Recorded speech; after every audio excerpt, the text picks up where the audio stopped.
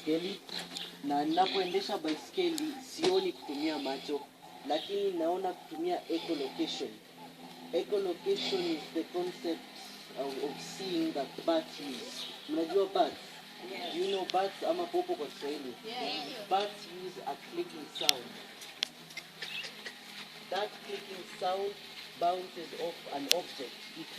When you're approaching an object, the sound bounces off, it comes to your ears, and you're able to tell that the sound is in front of you. That is how I'm able to ride a bike using that echolocation system. And that system helps you navigate objects because the sound bounces off and you're able to hear that the objects are close to you. So that's what I'm navigating, going around objects so that you don't hit the object. Are we going? We're going. A practical demonstration.